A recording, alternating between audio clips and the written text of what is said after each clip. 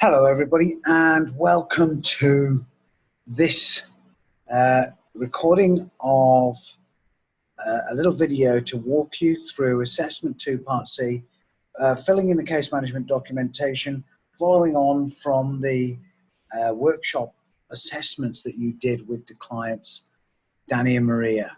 So let's have a quick peek at the assessment document here so we can talk about that. Then we'll talk about the clients. And consider them and consider the full scope of the documents that you're asked to provide. So, key task assessment 1. You're asked to write an assessment report for either Danny or Maria. Using the assessment report template below, write up the assessment report that outlines the current situation of the client, including risk indicators and strengths. So, what is the client's presenting situation? When they come in the door, what are their personal details, their health? What have they come looking for? What have they said to you? What can you observe from the client? These are not the support needs that are identified. The assessment that will follow should uncover support needs, but the presenting needs are what you witness coming in the door. What are the personal family history of each of the clients? And what are the cultural considerations for each of the clients? And what are the social circumstances of each of the clients? Then consider the risk indicators and strengths. Finally, we're identifying strengths, and then we're going to make some recommendations. You've only got 50 words. Each one of these is 50 words. It's very little 50 words. So let's go through each of the clients. We're going to keep coming back and referencing each section. So section 1, I'm going to come and have a look at Danny. Actually, we're starting with Danny because he's first. So Danny's presented for housing support. Now, if we look at this, we'll just quickly skim through and remind everyone who Danny is. Danny's 20 years old, born in 1996. He currently lives with 7 friends. He's got a history of homelessness. He's due to be evicted from the share house that he's sharing. He's probably sleeping on a sofa. Sleeping on a sofa, that is actually technically homeless. That's called secondary homelessness. Primary homelessness is on the streets. Secondary homelessness is sleeping on a buddy's floor. So Danny has a falling out with his family over the past 4 years, so that goes down to his family lifestyle. He's got a history of transience, so he's moved around a lot. He doesn't have any personal belongings, has problems managing his personal hygiene. That comes into the presenting issues. Also, see Danny at times appears nervous, very withdrawn when engaging in conversation, and he's observed demonstrating unusual behaviours, concerns he has an undiagnosed mental illness. That goes in the presenting needs for Danny. There's some other discussion further on that is not part of his presenting needs. So let's go down to have a quick chat about Maria. Now, she's here. She's here very soon. There we go. So Maria's 16. She's worried about being pregnant. She's just migrated from Italy. She speaks very little English. She's asked to speak to the case manager, and she's obviously quite nervous and upset. In the first meeting, I don't even remember, she runs away when she's confronted by the worker and told that she's been having sex under the age of consent. Now, she's 16 and she's been having sex under the age of consent. I thought we might have a quick peek at this. Let's have a look at this. So here's the age of consent laws for Australia. ACT 16, New South Wales 16, Northern Territory 16. South Australia or Tasmania, where the law is 17, unless, of course, the person who is having sex with them is in a position of responsibility. Any of these states, that is illegal. So at the age of 16, anybody who is at the age of 16, even in one of these states, if they're having sex with somebody who's in a position of authority over them, a teacher, a some kind of social worker, any sort of responsibility job, a police person, anybody who's involved with that, that is a criminal act to have sex with somebody at the age of 16. Obviously, whether it's consensual or not. So let's go back to our document here. So Maria is probably from South Australia or Tasmania, and this is a problem which requires mandatory reporting. So Maria runs away. So what do we know about Maria's presenting needs? She's young, she's inexperienced, she's afraid, she speaks little English, she's having a relationship with somebody that she shouldn't have a relationship with, and at this stage she needs to be supported into making some good decisions because she's having problems. She's afraid that she doesn't want to involve her mother, she doesn't want her boyfriend to be in trouble, and she doesn't want to be diagnosed with a mental health diagnosis, and she runs away. So there's later contact is made and some linkages are made later on. But that is Maria's presenting situation. Her presenting issues are 16, pregnant, non-English speaking background, probable victim of sexual assault because the underage sex element, although, you know, it's borderline, so it's a tough call to make, that one. Mandatory reporting is required by law, by the way, just because you think, oh, she's sort of mature. You know, what if she's not mature? Doesn't make any difference.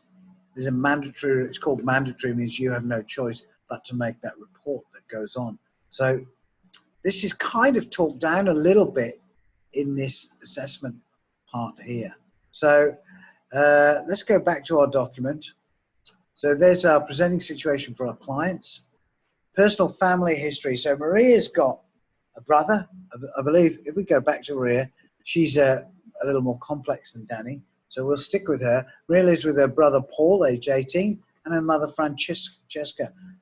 Maria's father died in a car accident when Maria was 14. Now, that could indicate issues of loss and grief, and that is worth being aware of at this point. So for Maria, her personal family history, newly arrived in Australia, doesn't speak much English, lives with her mother and her brother, and her father died.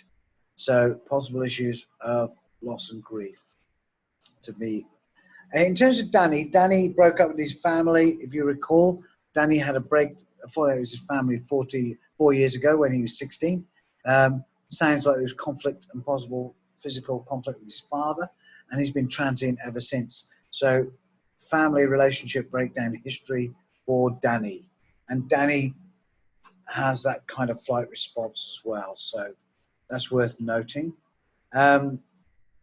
Actually, yeah, I think that'll pretty much do that for both of those clients.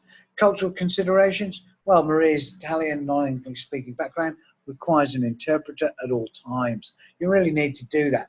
Given her non-English speaking background, the fear that she has, the age that she has, she would need a relevant support person, probably a mother if you can encourage your mother in. But even her brother would do at a pinch because he's 18. Relevant support person, you would want an interpreter to help her understand the situation and to help her feel supported, because otherwise she might, you know, as we've seen, she's panicked and run out of the room in the past, so she really needs to be well supported in this situation. Now, Danny is Aboriginal and Torres Strait Islander.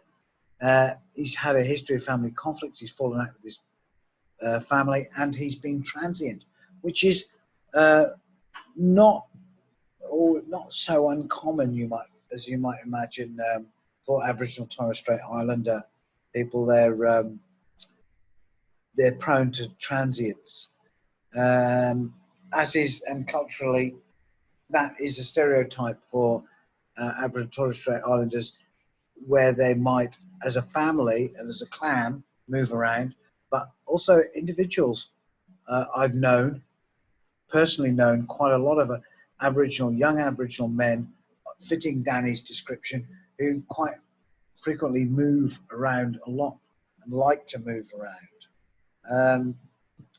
So that transience is an interesting cultural element.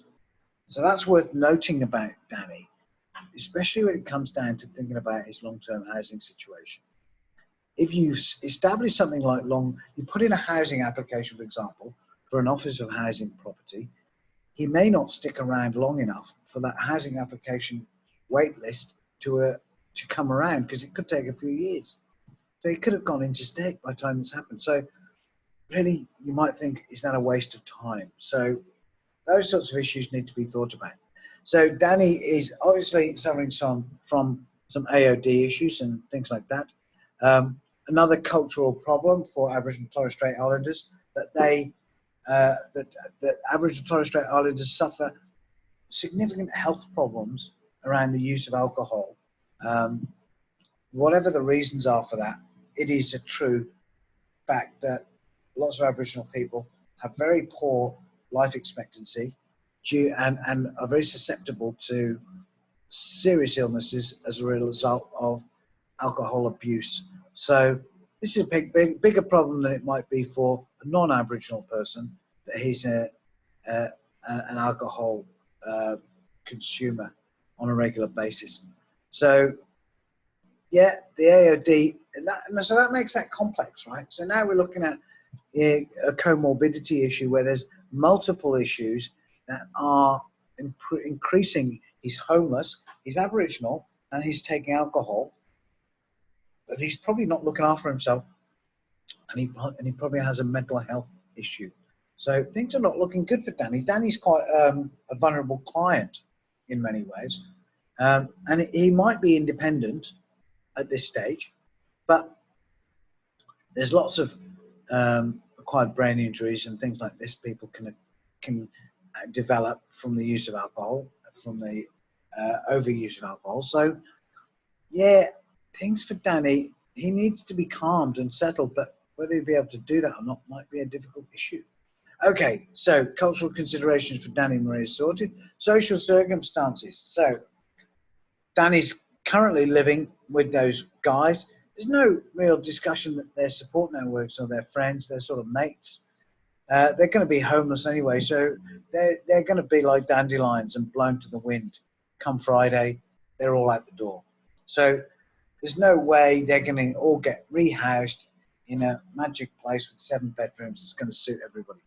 And to be honest, maybe considering Danny's lifestyle, they're probably all using substances and drugs together, and they're probably all helping each other, enabling each other to keep using substances. So the fact that those people are not living together anymore is probably not the worst thing in the world that ever happened. It could be a good thing for Danny. That's how I would look at it. If I was the worker, I would think, yeah, okay, so it could be an opportunity for Danny to consider and to help him address his alcohol problems. And we know that people who've got substance use issues can take, often there's an average of about 9 to 14 times of giving up alcohol before it actually sticks. So we know that that's not an easy thing to occur for people, so we want to think about that. So Danny is really, it's his social circumstances, but he's really on the edge. He's got a limited income. Who knows if he's got an income, because if he's transient, he might have lost his Centrelink payments. And, you know, if it's a New Start allowance, he could have been suspended. He could be on no money and panhandling. And that's why when it comes time for him to get some money, first thing he's going to do is go and buy alcohol because he's going to celebrate. It's pretty understandable, really. Understand where he comes from. That's how people with no money live. Okay. So we are looking at where Danny's situation is, that he's in being homeless. I'm seeing this as an opportunity, and I'm not seeing it as the worst thing in the world. You could find some independent housing for him. I would be looking for a short-term rooming house option, basically. We'll come to that later. Maria's social circumstances: living with her mum, supported by her mum, probably quite well supported by her mum and her brother. She's got a support network there. She's from a non-English speaking background, so she might not have a lot of friends, but she's got someone, and she's better off in many cases than Danny, even though she's 16 and afraid. Now, if we looked at her case plan again, it says there's an involvement of housing services. I'm not really sure where they come in here because there's no indication in the case study that that's required, but if somebody's done an assessment, and so maybe they're living in overcrowded circumstances too. We can go back and have a look at that, but it doesn't indicate that with Maria. So Maria's living at home and she's fairly well supported. She's worried that she might be pregnant. She might not be pregnant. Think about that. But what she's doing is exposing herself to dangerous situations, and as there's an undiagnosed possible psychiatric problem as a result of perhaps grief and loss is being suggested. And as we're not professionals, we're not going to make any definite determinations about that. We are just going to kind of see what we can smell in the air. It's like putting your nose in the air going, oh, that smells like soup cooking there. Is that soup? I can't see the cooking. I can't see the soup. I'm going to guess it's sort of soup. And that is about as far as our professional requirement is extended to go, because we can't actually be stating she has an undiagnosed mental health issue if we don't have mental health training. That's really inappropriate for us to do that. So Maria's got that situation going on. We're going to move down a little bit. We've easily covered the 50 words on that. Oh dear, we want to stay on there. That's the wrong image. Let's go to her risk indicators. So Maria is at risk of not taking part in the case plan because she's afraid, she's young, she's not making good decisions. She is possibly traumatized by the loss of her father and suffering from grief and having problems dealing with that. And that might not have been identified by her mother. Her mother may or may not be more or less supportive. She's coming to a new country. She's got all the stresses of coming into a new country. So she's possibly socially isolated. She doesn't speak great English, so she probably doesn't have a great number of friends. So these are the risk indicators that she will not participate in the case plan. She could be pregnant. She might not be pregnant. And in terms of that, if she's a young 16-year-old at risk of having a baby, then there's all sorts of, there's health risks. There's other social risks. There's risks of her falling out of education, although that might not be the biggest risk if she's not engaged in that anyway. She's 16, she might have trouble trying to get in and fit into a year 10 education outcome at this stage when she's just arrived in the country and speaking no English. So that might be something that needs to be addressed. The education may or may not be addressed, depends on what is, and this all depends on Maria, how does she feel about stuff. So these are the risk indicators: that she will run away from home, that she will maybe go and stay with her boyfriend, that they will both try and evade the protection of services and institutions. And we don't want that to happen. So there's quite a few risk indicators there. For Danny, we're looking at alcohol and drug use, mental health, homelessness. We talked about this complex needs, comorbidity and complex needs. You want to write the words on your assessment under risk indicators for Danny: comorbidity and complex need. They're pretty much interrelated, but the issue is serious. He's got homeless issues. He's an Aboriginal Torres Strait Islander. He's transient, which is kind of homelessness. He's got alcohol and drug issues and a mental health problem. So these are 4 issues that all work against him. If he had one problem, that might be easy enough. You know, he's an Aboriginal. Oh, well, we'll just find somewhere for him. He's homeless. We'll find somewhere for him. He's drinking too much alcohol. No problem. But all 4 of these together make a big risk. Okay, moving on down, strengths. So why don't we stick with Danny? What are Danny's strengths? Well, he's done it tough since he was 16. So he's got something. He's not. We're not really clear whether is he moving up or is he moving down. And really, watching him and assessing him in a case plan will be the best indicator of that. So, but let's argue that Danny is resilient and he is able to cope on his own. And so far, he's coping. You know, he's got enough resources to find some sofa to sleep on with his mates, and that's better than a lot of people who often find themselves on the streets. He's left his family, and maybe that is a good thing, and he feels strength in the fact that he doesn't need his family to be around him. And we can talk to Danny to try and help him identify what his strengths are as well. You ask questions like, "Hey, Danny, what can you tell us about a time when you did something that you felt really proud of?" And Danny will tell you, "Oh, one time I won the race in the school racing competition, and it was great, and I felt great." And you kind of go, "Well, you had the wherewithal to get that race done," and you can use that strength in order to move forward now. And you kind of get people to identify times when they're capable of getting on and doing things. So Maria's strength is in her family. Maria is young. She's young enough to be flexible, so that, okay, so what if she falls out of education for a couple of years? Even if she had a baby, she could still study a high school certificate while she's nursing the baby and only be a year or two behind her peers. Also, this could actually be another opportunity. So think about the strengths. The strengths are that she has a blank slate. That might sound bad, but it could be good. It's often how you spin these things. And in terms of identifying strengths and saying to people and building resilience for people, that's how you do it. You find something for them to latch onto, and you say to somebody, we're here to help, but you've got these little smarts yourself, so don't worry too much about it. We'll move forward on this basis. You've got these strengths, and we're here to help you, and together that will be enough for us to go forward. So helping to identify anything. Maria, you've coped well with your father's death.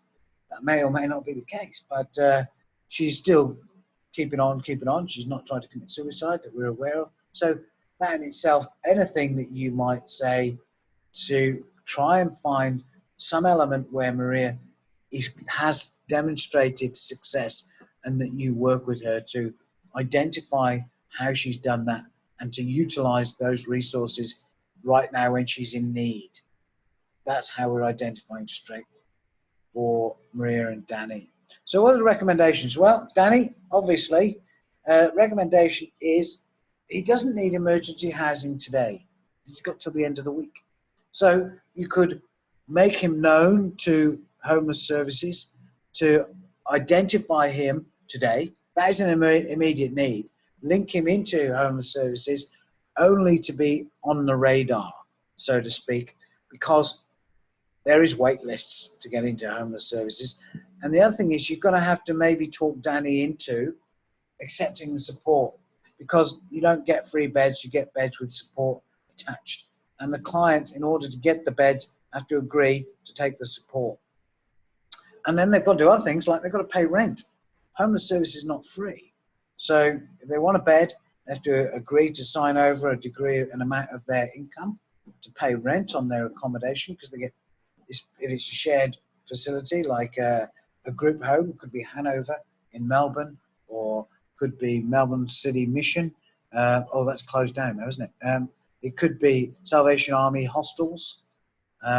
It could be in Sydney. There's Liverpool Street, and places in Brisbane as well. Wherever these homeless shelters are, there could be other homeless services like private rooming houses that people can be paid into until they get their first pay, just to keep them around and be serviced through outreach support workers.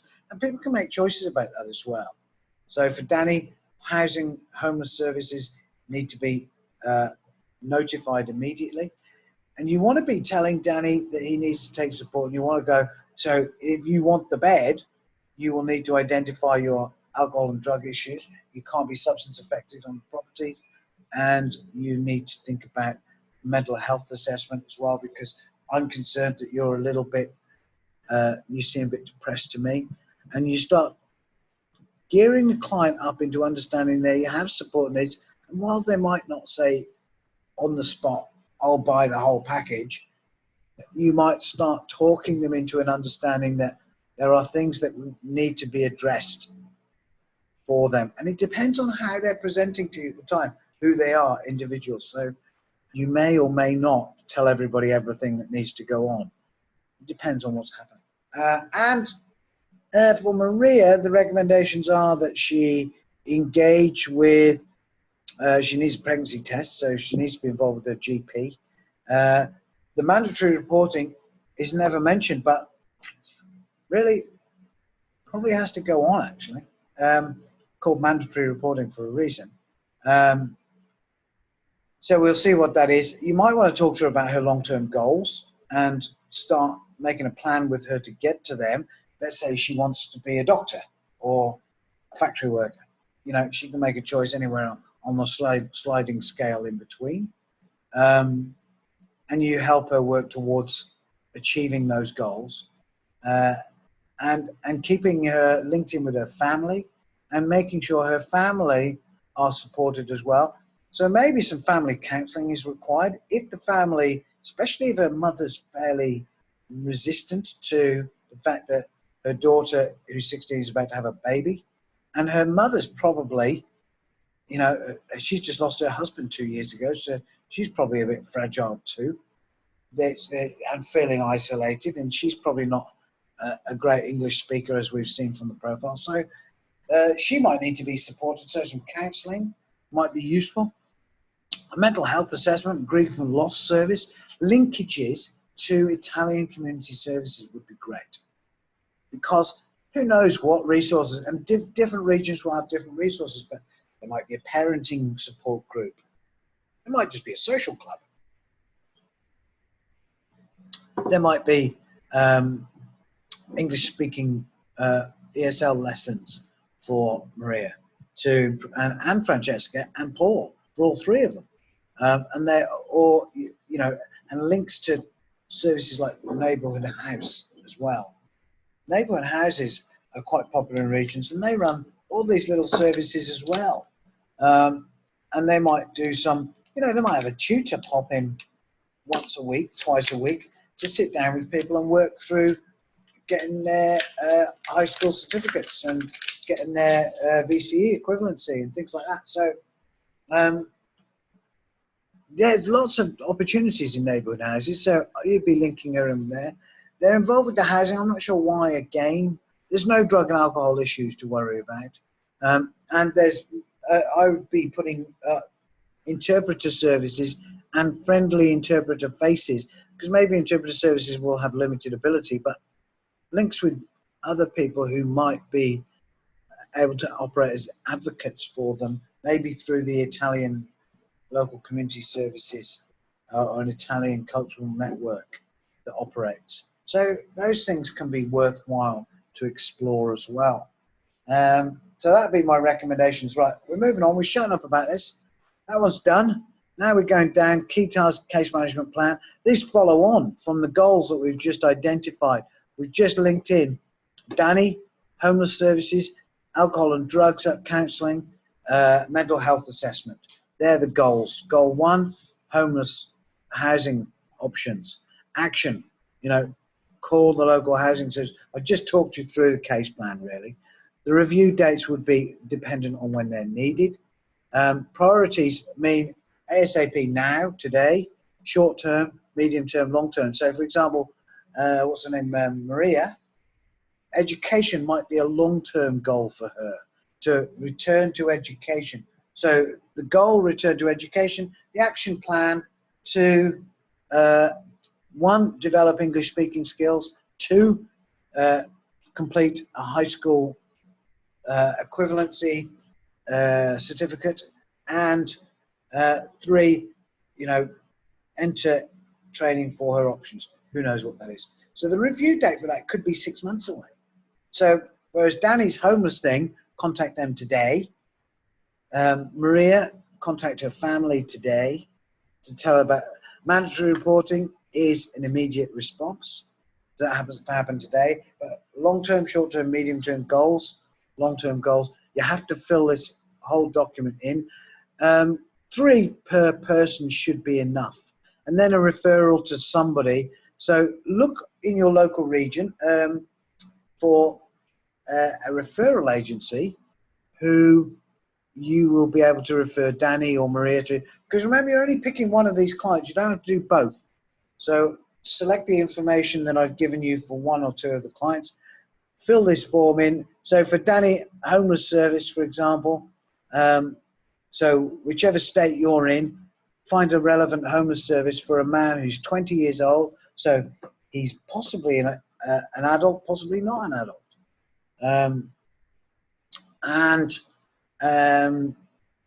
Because he's on the cusp, he's on the border. That sort of thing. Maria could be for a local GP for an assessment over her mental health, grief and loss, and a pregnancy thing. So you have to write the reasons down here, fill in all the details, bang, bang, bang, bang, bang. This is pretty standard, straightforward form. Client consent form. Finish that off. Oh, two referrals. And you identify 3 support services for your clients based on the information you've collected. Sorry, I beg your pardon. So you're going to have to fill in 3 of these, right? 3 support services for your client. So each one of these, bang, bang, bang, find one of these. Fill those in. And I think we're pretty much done there. Yeah, look, here they are. There's 3 copies down here. So fill in this document, which is available. Let me show you where it's available. If we go to our class list. Oh, no, we don't want to go there. There, subject information. So we don't want to go there either. Can we go there? There. No, that's the age. That's the age 2. Look, oh my God. Where are we? Let's go and open this somewhere so we can have a look. Let's get to the subject information. So this is youth work practice. Your assessment templates are down here. So click that, and youth work practice assessment 2 part C down here. Download that. If you click on that, it's a download. Okay, so basically that's it. Good luck with your assessment. Send me an email if you've got any questions. I'm available for a private tutorial. If you still don't understand something, I'll be able to chat with you on Zoom about this. And I'm more than willing to help you to get through this assessment. All right, well, good luck. And I look forward to seeing you one day if you ever turn up for a Zoom, which nobody ever does. Okay, bye.